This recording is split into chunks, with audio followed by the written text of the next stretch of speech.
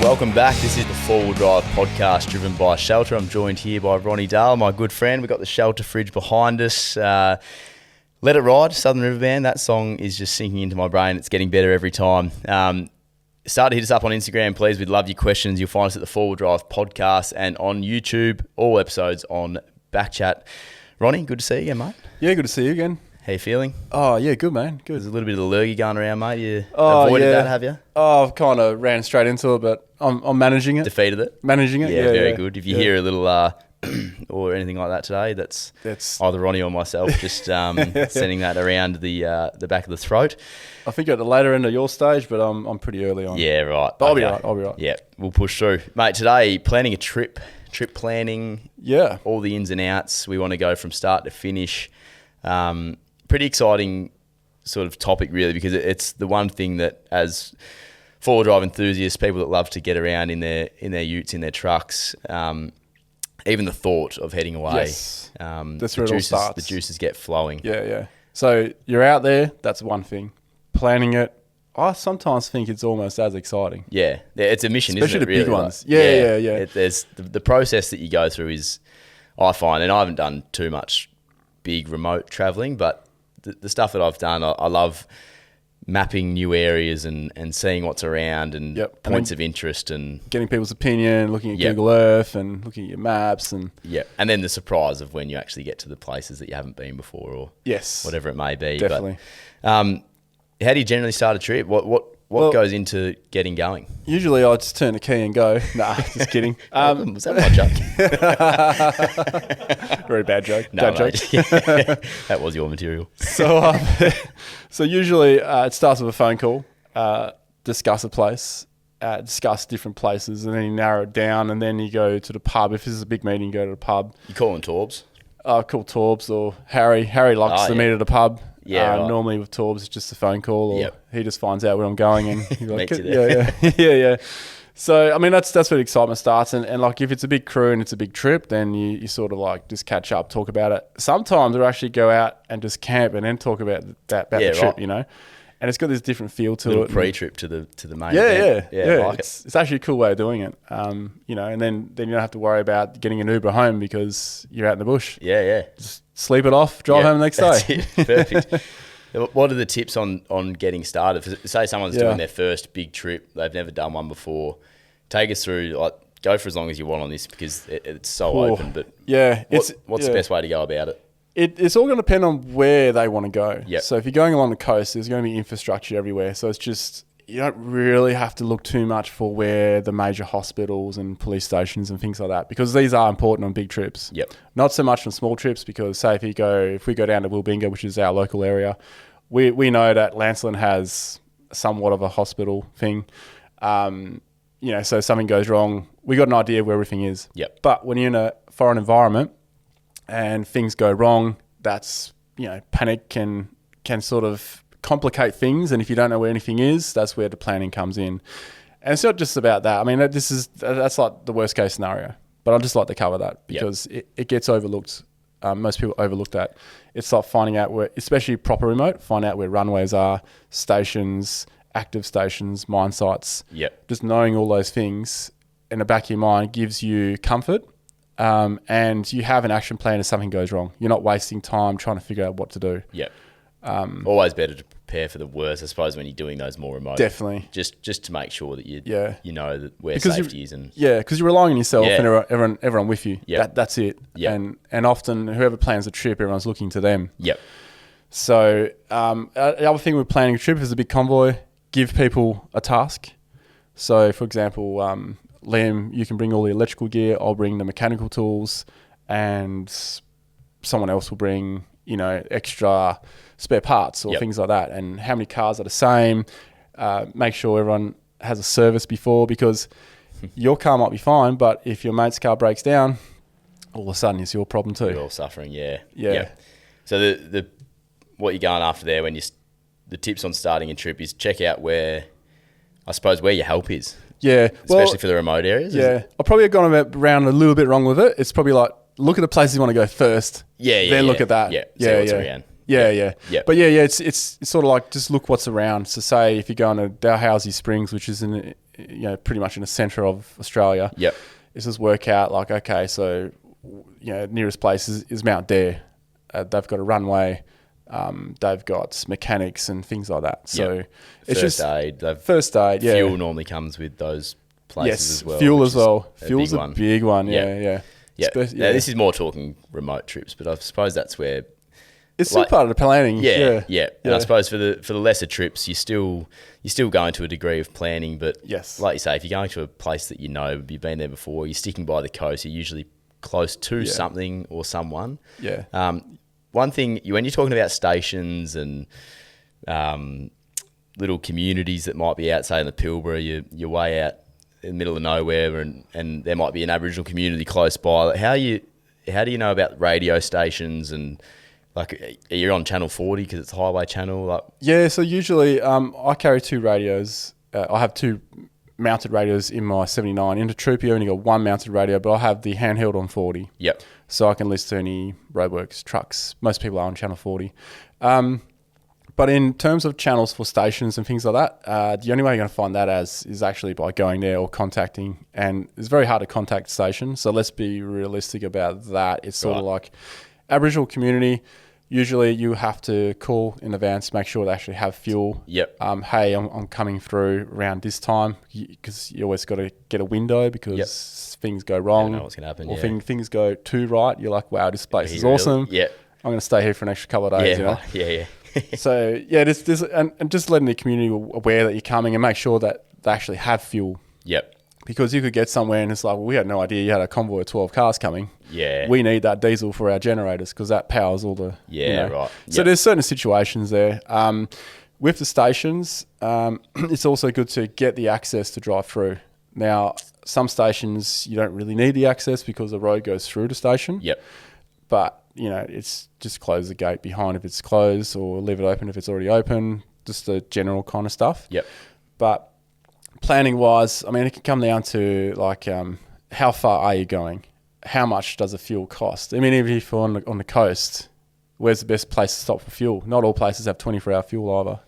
Not all places have petrol either. Yeah. Not all places have petrol either. Well, they'll have the Opal, which works fine. But yeah, but like a lot of places won't have enough petrol maybe. Yep. But they'll have diesel.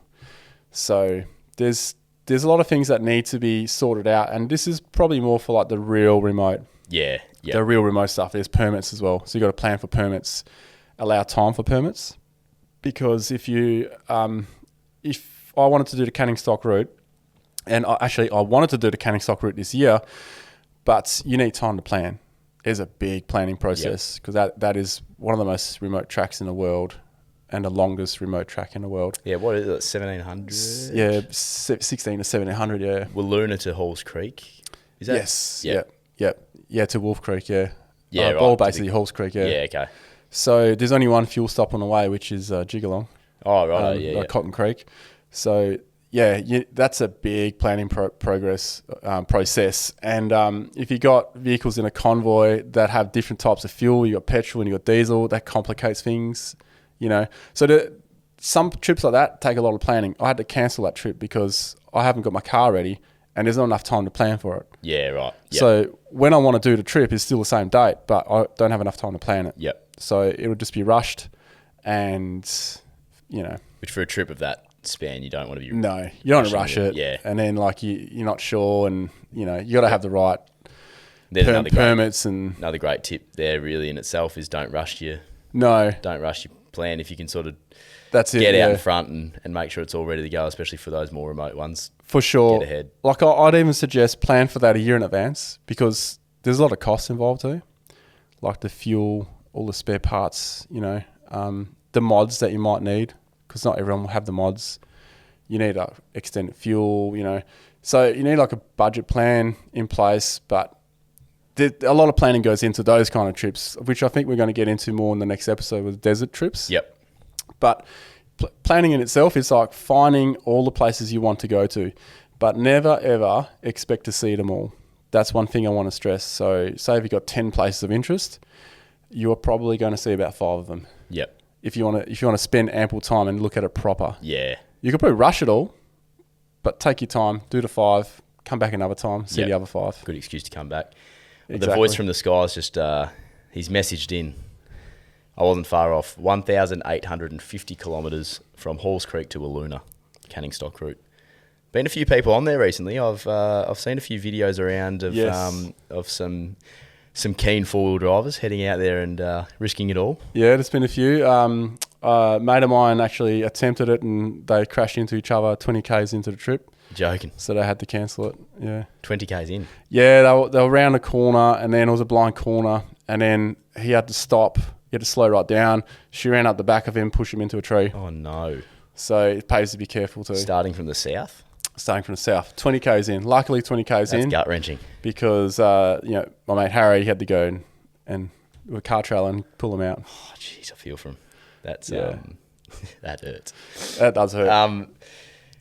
So places that you've been before versus places you've never been before. Obviously, a place that you've been before, planning a trip, not going to be as difficult. What's your first thing you go to when you're planning a place that you've never been before? I don't know. Is there anywhere you haven't been? Oh yeah, there's plenty of places. Yeah, like you would never see every place, in fact, just the other week I went to Broke Inlet and I've been trying to get there 6 times before, but it's been flooded, on fire, or just closed, right? Seasonal closure. Finally got there, 7th time lucky, spoiler alert. Finally got there and it was awesome. And I guess that's the thing. If you haven't been there before, I mean, how cool is it? You go to a new place and you're like, wow, I did not know this place existed. Yep. Or it's better than what my mate described, Yep. So that's the excitement of going to a place you haven't been to before and then checking out the tracks.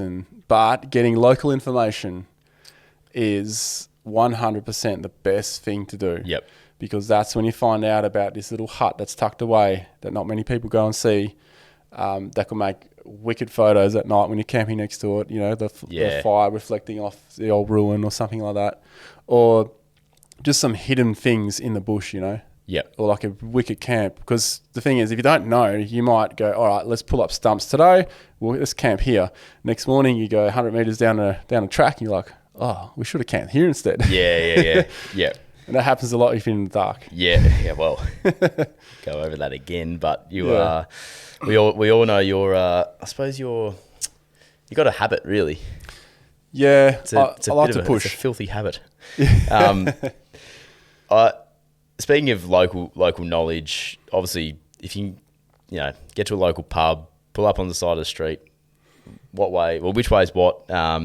Always going to be the best way to go about entering a new place. You operate the Garmin maps? I use the Garmin, which has a HEMA map inside it. Oh, you got the HEMA map. Yeah, okay, great. Yeah. So the Garmin uses a HEMA map, but also uses a topographical thing. But I also use my phone as Google Maps as well. Yep. I find that these days I rely less on my GPS than I used to. Yep. I don't know why. I can't explain it right now. Oh, yeah, I don't know. Yeah. I like to know, always practice where north, south, east, west is. And I recommend that to everyone. So, when you're driving around the city, I know this is a bit off topic, but this is important for navigating out in the bush as well. You're driving in the city on your app, in your phone, or on your car, in infotainment system. When you're navigating on Google Maps, press the top button so north is always at the top. Yep. Because navigating out in the bush, north is always at the top. And then that way you get used to it. Yeah, righto. Yep. Yeah, great little tip. Is that so? When you jump on your maps, obviously you're not using your GPS as much. How are you finding your points of interest for a new place? Is that like word of mouth, local knowledge? It's a bit of everything. Instagram's got everything on there now. YouTube's got everything on there now. But I do find that Instagram is pretty good now. They don't quite show where it is, and I like to do that too because half the fun is trying to find a place. Yep. It's a reward. Like put it this way, if we all knew where all the places were, we could just simply go, boop, let's go here. Yep. Then it's a bit less exciting. It's cool to find places and those little hidden gems. So often if I do a video on YouTube, I will not give too much information on how to get to these little hidden locations because that's half the fun. Also, I don't want to upset the locals, especially the Indigenous, if they've showed me a place and they've asked me, please don't share exactly where it is, but they understand that I'm there to film. Yep. So in that manner of respect to the locals, I will not show exactly where it is, but it's half the fun. Or you can go catch up with the locals, have a chat to them. Yep. They love to chat. Yep. Yeah, I think I suppose the new versus places you've been, half the adventure is just the new place. You're never going to know until you're there. No, you're going to stumble across them as you're going, and you'll find those new places that you had no idea were actually around, which I think's half the fun. Which I probably haven't done a lot of, to be honest. Like the places that I've been, I'll give you a few pointers. Yeah, mate. I'll pick your brain later on off air. But food, yeah. We've had a question in the past episodes on how do you get away with a smaller fridge and all this sort of stuff. Like, how are you going about planning a trip with food? So food planning, if you go to a butcher, which I recommend, like support the local butchers, that's what I usually do. I'll ask for it to be cryovac. Yep. Because if you cryovac it, you can get an extra couple of days out of it. It makes a big difference sometimes. If you're at the supermarket because you don't have a choice of a local butcher, go to the back of the shelf because the stuff at the back usually has the longer expiry date. Yep. It's a bit like when we go buy milk, right? We always go, oh, there's the one at the back. Yeah. Get a few extra days out of it. Yep. Yeah, that's it. So that's definitely one thing. Like, look at the expiry dates. That is the main thing. And then have a meal plan that we need to eat chicken within this time. We need to eat this meal by that time. And have a bit of a food plan as well. What I also like to suggest to people as well when they plan a trip is plan to cook as a group as often as you can. Because what it does is it gives you a break from cooking every single time. Yeah, right. Because when I first really got into camping, I was traveling a lot. We all were cooking at our own stations. And it's kind of a bit antisocial as well. Whereas if everyone helps out and cooks and then the people that didn't cook, they clean, it kind of works really well. Yep. So you kind of split the cooking. Look, it can't always work because some people will have different dietary needs, like, it might be a celiac or a vegan or a vegetarian. But in most cases, everyone will, will love to have a lamb roast or a bit of pork crackle. What's your go-to for the group? Used to be pork crackle, but I think I've eaten too much of that in my time. I'm actually loving the roast lamb in like the lamb koftas, like with the yogurt and the mince and all that stuff. Yeah, I like to make a bit of kerfuffle out of it. Right. Don't mind. Yeah. So people mainly know me as the sausage man because I always bring sausages. Yeah, it's always sausages. The sausage man.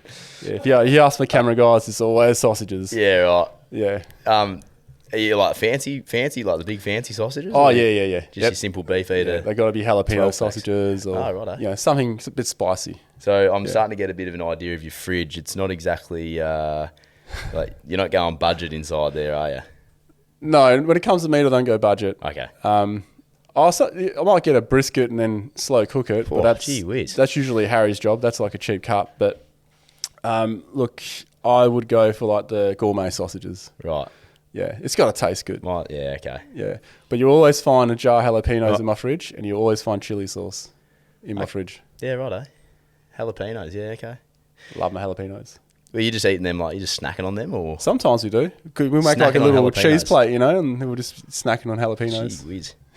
Not sure you're going to be finding them out on a remote trip. So when you're planning, plan for jalapenos. Yeah, I got a few funny stories out in there. We'll save that for the desert, trying to run over 3 dunes to go to the toilet, you only make over the first one. I feel like there could be some extra cuts for that sort of conversation. What equipment's not leaving your car then? Like planning and prep, what do you know is always in there? Tyre puncture repair kit, compressor. Look, if it's a portable one, which we discussed in a previous episode, definitely just keep that in the car. Yep. Just get a permanent mountain one. Spare filters, like your diesel filters, air filters. Yep. Just all the, like, my recovery gear always stays in the car. And I would say backup food. And I'm not really just saying like emergency food. It's more like just backup food. Like, say the crew ate too many steaks one night or whatever. Then we'll have some noodles. Noodles are great because they last for ages. Or you get some of that canned meat and stuff. Yep. I don't like eating that stuff, but it's there in case. Yep. I feel like there's a bit of an art to planning the food side of it, really, because it is an art. I haven't been that far off the beaten track for long enough to need to really worry. Yeah. But even so, I really struggle to nail it.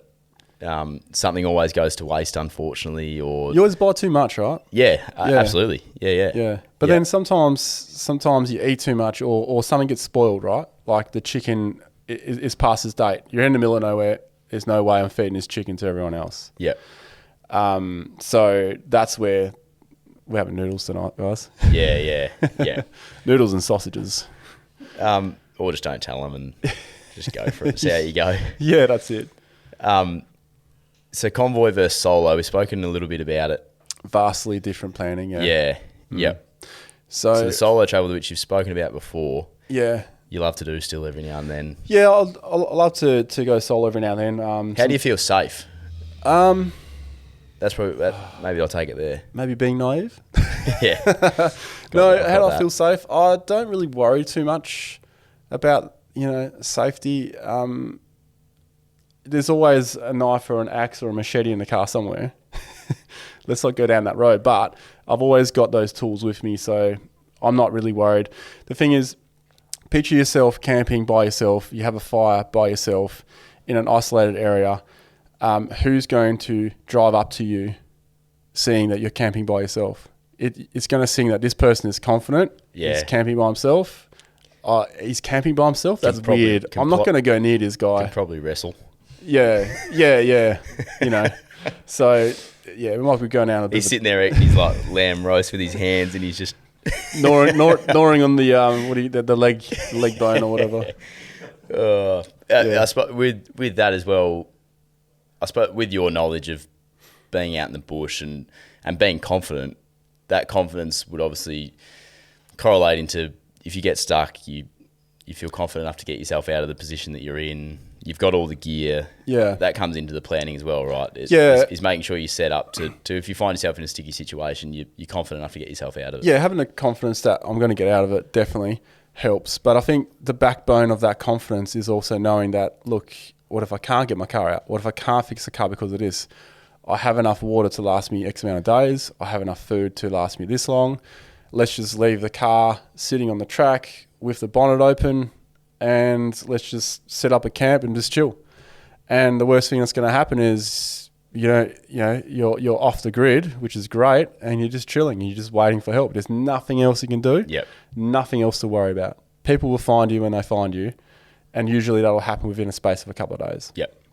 So, yeah, especially if you're on like a busy track, it'll just be a matter of minutes, hours, a day maybe. Out in the middle of nowhere, yeah, that's where that canned food and the noodles and the extra water comes into itself. Yep. Stay with your car. Yep. That's the main thing. Stay with your car. Yeah, I've heard that plenty of times. That rings true now. Yeah. Stay with your car. Definitely. I'd love to hear from some of the listeners and viewers around the food setup. I keep thinking back to it. We're moving on, but it just keeps. I'd love to hear how people go about that because definitely. It's it's got me beat still. Yeah, well, I mean, I used to do tag-alongs, and the stuff you see people cook, you're like, wow, that's such a clever meal to bring. That's such a tasty meal. That's simple, like it's so much to learn from other people when other people's food habits and what they cook and what they eat. And you'll be surprised, like with just 3 ingredients, you can get a lot of tasty meals. So you don't really have to complicate too much about meals. So say, for instance, like if I'm making this lamb thing and there's yogurt, there's mint, there's cucumber, and there's parsley it's called. If you don't have all those things, it doesn't matter. Yeah. You're going to get by. You're going to get a tasty meal. Throw a bit extra salt in. Throw a bit extra pepper in. Like, I wouldn't worry too much about that. And a lot of the time, like fruit and veg, because we all worry about our meat, but the fruit and veg, like your capsicums, your tomatoes, they're getting like smashed by you're pulling a shellfish out, you're putting another one in, corrugations. You're going to end up with meals. At the bottom of the fridge. Yeah, where the side things aren't going to last. Yep. So you make do with what you got. Yep. And I guess I just don't think about it too much. But when you get those meals and you got all the ingredients there and you nail a meal out in the bush and you're really hungry, that's when the meals taste really good because you haven't had anything that tasteful for a while, if you know what I mean. Do you get craving for vegetables and fruit after a couple of days camping? Yeah, I mean, I feel like I get cravings for that after like being away from home for anything. You know, when you're away from home, even if you're on a trip, you're staying in a hotel, you go and buy the steak, the parma, all the, the stuff that tastes good, and then you get home and all you want is a nice wholesome stir fry or something like that. Yeah, it's like your body's like, want the nutrients. Absolutely. You're just a fresh cold apple or something like that. It's funny how the simple things, everything just gets bruised in the fridge, and I never actually really thought about it, but there's certainly you would have a lot more. You must, obviously. Oh mate, there's been times like we come out the other side of like a big trip, right? And it could just be a big trip, doesn't have to be that remote. And then like we're just sick of eating sausages and steaks. Yeah. We go to the pub and everyone's ordering bloody salads. Yeah. Get the Caesar, Ronny Dahl eating a Caesar salad at the pub. Yeah. We often do that in the round back corner so no one sees that. Yeah, I would have thought. Yeah. But one thing I want to add to all the food, actually, by the way, this is a very powerful tip that you can use when you're in a convoy and it's a big trip. Buy extra chocolate, buy extra coffee, buy some of those things that you don't normally have, like an extra packet of Tim Tams. Store it in the depths of your vehicle where it's not going to melt. When everyone starts to run short on all their cool stuff because people nail chocolate straight away, you have a very strong trading position. Oh, right. Oh my God. It is so good. You can trade. What's some of the better trades that you've been a part of? Like say beers. Say you run out of beers but you got chocolate. Or say someone's got extra beers but they want chocolate. Yeah, okay. Or maybe someone's still got some whiskey or gin, or it could even be like apples. Because you want an apple. You're craving that apple, yeah. But I've got chocolate, So I always keep, I shouldn't say this though, but I always keep something, chocolate or something somewhere. Usually Old Gold or something. They're real good stuff. Oh, right. The quality. Yeah. I'll wait for it to be on special, of course. Yeah. Well, you have to, because you'd be a poor man if you were buying that stuff full price. Yeah. That's it's taken an interesting turn here. It's just planning a trip's just got onto food. It's gone to trading. That's quite onto trading. We've Ronnie's driving down the Silk Road trading apples and chocolate, and it's all happening. I think another thing with planning trips as well is you want to not carry so much stuff. So convoy trip, you can, like I said earlier, electrical, mechanical, and the other things, extra tools, the tools you don't normally use, that person has that. The jack, so two people have a different jack. So one has a high lift jack, one has a normal jack you use in a garage. No one else has to carry those. That's if you are really wanting to it's a big trip. You want to lower the weight on all the vehicles. You want to lower the burden on everyone. The more vehicles that are the same as well, you can share the spare parts. Yeah, of course. Yeah. And stud pattern on wheels and wheel size. That's another good one too. Yep. Yeah, right. Then that way you don't have to worry, I've only got one spare. That's okay because your mate's got two spares. Yeah, perfect. Yeah, but you'll be eyeing that off all the time. Yeah, absolutely. When you get to that rough country, it's like, I'd stick close to your mates. Especially when you have a puncture. Yeah. You're like, I'm down to nothing.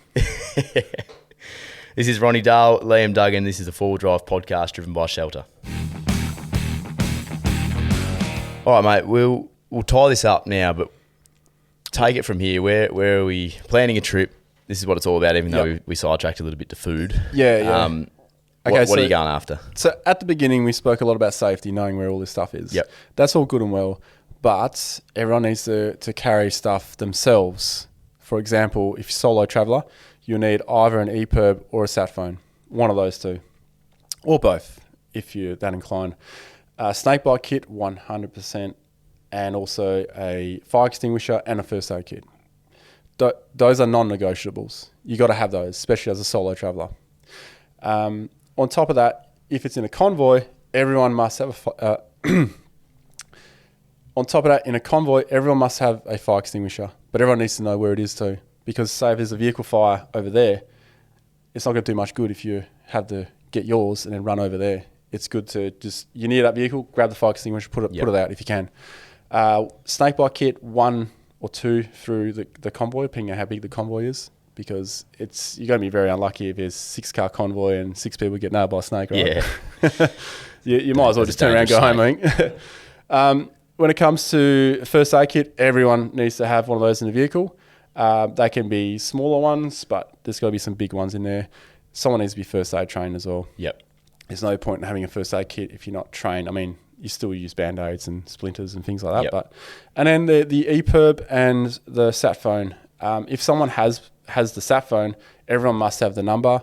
Everyone needs to give that number to family and friends, so that if they need to contact them, because something may have happened at home, they would need to get in contact with you about. They can go through your mate who has the sat phone. Also, the EPIRB, where is it, and who's it registered to as well. I think that ties up the trip planning. Yep. The sat phone, Jaden's just dropped something in. Yep. A new life-saving iPhone 14 feature. Jaden, what do we got here? Something new for the iPhone 14. I don't know. Samsung users, you might be out of luck. Which is? But apparently... Who's got that? Who's the Samsung guy? Oh, not me. I'm an Apple man. Yeah, I don't know who that is, mate. It's definitely not me. No, so it's apparently a new iPhone 14 feature that connects out-of-range devices to emergency services in remote Australia. Right. Yeah, there you go. So something kind of... Maybe it works like a sat phone, but... How reliable is it? Not sure. Jaden can't tell you, mate. It's just have an iPhone. Yeah, I have no idea. It's emergency SOS via satellite, so it works the same as a sat phone. Something to look into, I suppose. Just something handy. I've got a few mates that have the what's that thing that Elon Musk has got? The not Skynet, because that's Terminator. Rockets.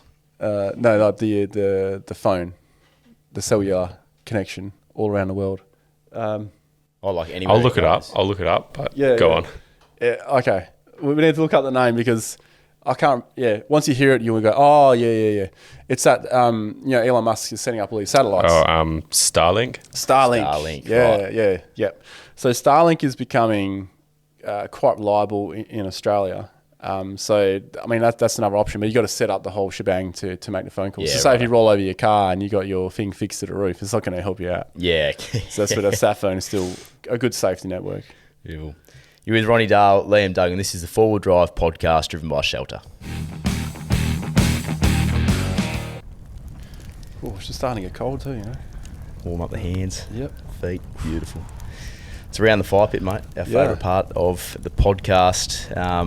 This is where I shut the laptop, mate. We get some questions from our listeners, our viewers, and we get the voice from the sky to ask them for us. Shutting the laptop, Jaden, it's all yours. G'day, boys. We'll get our first question all the way from Chile. Oh, from Amatis R50. Greetings from Chile. Any tips on travelling with a newborn baby less than a year old? Well, that's a very, very good one. I'm so glad someone asked that question. Oh, have you got kids? No. Okay. I've got no input here. I'm all ears, though. So, with young kids, I would suggest, now I'm not a pediatrician or a doctor, but I would suggest until your child is forward facing, do not take him on corrugations. Oh. Because we all talk about, if you shake a baby, the brain's like an egg. So corrugations, I've experienced some of the most violent corrugations that I would not like to experience again. I probably will one day. If I took a baby down that, I would be freaking out. Like, it just wouldn't happen. Right. They can get so violent, man. Like, things can fall off your car, bits fall off, wheels get loose, It's crazy. So my suggestion would be do not take a child rear facing until they're forward facing in a vehicle on any trip that's got corrugations. There you go. I like the specifics around that. Yeah, it's very specific. Yeah, I don't want to freak people out too much. No, it just sounds like you've had a really bad corrugation experience. Oh, mate. So one time when my wife, Steph, she was 7 months pregnant, we were down Margaret River, and I ended up on this really tight track. I couldn't reverse out of it, and it was so rough. And she got those Braxton Hicks thing, right? It was our first baby. Yeah, right. So we were freaking out. I was freaking out, I was like sweating and like freaking out, I was like, I've got to get her out of here. And the faster I went, the bumpier it got. So it was a long, slow process to get her back and then put her in the bath, and then I was all good. So, no damage there. She's smarter than me, but that doesn't say much. But, so there was no damage on the baby.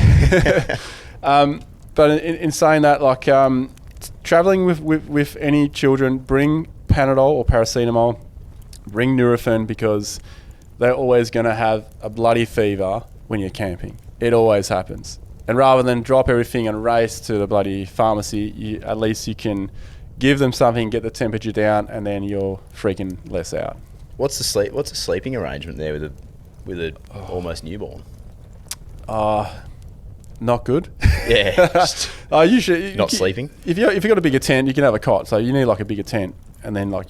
Oh yeah, I suppose. Yeah, true. Generally put a cot in, especially like when they're like under a year. Like I said, I'm not a doctor or a pediatrician, but they keep like between the two kids that we've had, the rules have changed if they're laying face down or face up. So just be careful. Try and make it as home-like as possible. Yeah, I don't want to freak people out, but just be very careful. This is camping. It's uncontrolled environment. You're not at home. There's no hospital around the corner, even if you're down on the beach. So just make sure you got everything with you. Spare nappies too. Otherwise, you're going to lose your tea towels. Talk from experience. Not what you want. All right, so our next question from Aussie Off-Roaders. Where do you do your research for remote travelling? I feel like we kind of covered that. So research for remote travelling, like specific to the area, permits, all that stuff. So I think we kind of covered that. Work out where it is you want to go, and then start there, and then ask around. Go to forums actually. Some forums will document the trip that I had. Yep.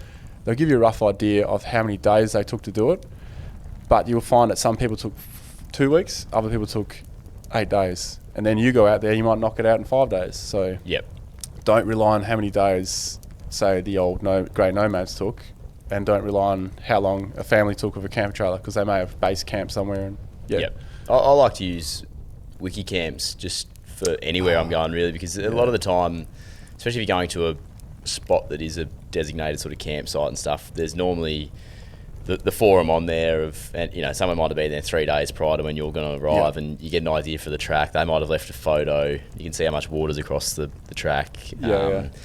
That seems to be a pretty good way, a pretty basic way of getting some decent information. It's not always there, but it's something that I use a lot. I'm so glad you brought that up, because I use that all the time. Yeah, it's great. Yeah. And I mean, I don't leave anything for anyone else, which I probably should, because it's quite beneficial when you get that information off someone. So neither do I, actually. Yeah. So I'd say... How selfish of us. Yeah, I know. For the users that are doing that, thank you. And I apologise for not doing it myself. But Wikicamps is a good one. Yeah. You'll find your nearest backpacker at any wiki location. Unbelievable from both of you.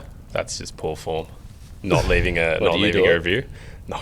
Yeah, exactly. No. But it's just bad form from all of us, isn't it? We'll join the bad form club. We'll have to be updating it on any of our trips, eh? Yeah. Yep. I mean, how set up will I need to be for a trip through the Pilbara and Kimberley region from Blake Mott? Oh, you've been to Kimberley and through to Pilbara? Yep. I haven't been.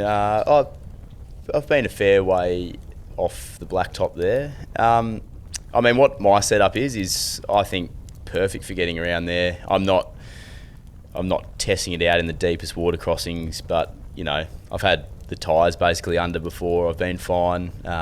It's not a simple setup what you got. You got it pretty kitted out. Yeah, it is quite good, and in saying that, I was very comfortable up there. Knew that my car was capable in most of the stuff that it offered. I mean, the beaches up near Broome are like highways. I still don't treat them like highways, because you'll come unstuck, especially with the tides and all that. But don't park and leave it. Don't park and leave it. Certainly don't park and leave it. That thing moves quick. But yeah, I think something around, with all respect, your car is too capable for some of the stuff that I've done in the Pilbara and Kimberley. So it's overs for what I need it for. But I suppose when I've seen some of the stuff that you are doing, it depends where you want to go with it, really, isn't it? Like the Pilbara is one of my favourite places on this planet. I think that is so overlooked too. Yeah, so overlooked. It's such a beautiful spot where the great man grew up. Actually, I keep forgetting that. So he'd be one to attest to. But I'll have to ask him some questions too. Yeah, I mean, I think. Yeah, well, what's your experience, Jaden? It's like... No, I mean, similar to you. I mean, I love it up there. Yeah. It's just red dirt. It's not like super muddy or anything. Yeah. Not really like horrible stuff, but tyre puncture kit. Yeah. I think that's a must have. I think that's anywhere you're going, but definitely up there's just a lot of It is crap. a bit of an open question though too, because there is like remote Pilbara, remote Kimberley, and then there's also, you know, like around Newman, and we just go to Calgan Pool, which is like 30 k's out of town and stuff. Which so that's a good test run for. it is, yeah. Like Actually, you get some water. you get a lot of water. You get a lot of water, which is good fun. You get some scaly stuff. You get that little challenge at the end there at Calgan's Pool. Yeah. It's that's a good little test run for. How cold's the water? Yeah, Holy fresh. crap! Good though when you got the fire, and what a spot! That is unreal. It's awesome. But yeah, there's variety out there, isn't there? There's a large range of the extreme to really basic. The Pilbara has everything. Like you got stuff that's close by, and you got stuff that's extremely remote. Yep. Like the Cannockstock route goes through the Pilbara. Yeah. And then it's like the Kimberley as well. I think the Pilbara's like just as good as the Kimberley. Yep. I'll say. Yep. Yeah. There you go. Yeah. That's everything in regards to the questions, boys. So That's the fire. We can put it out. back to you lot. No worries. All right. Anything else, mate? You want to add? Planning the trip? Oh, Anything that springs to mind, or? I was making sure we answered that last question right, because I got a bit wayward there. I think yeah. All good. Yeah. No worries. Well, let's wrap it up, mate. That's Yeah. that's the 4 Wheel Drive podcast driven by Shelter, episode 5, done and dusted. You know where to find us. It's the 4 Wheel Drive podcast on Instagram. Flick us a message. We'd love to hear from you. On YouTube, you'll find us at BackChat. Auf Wiedersehen. What was that one? German. Nice.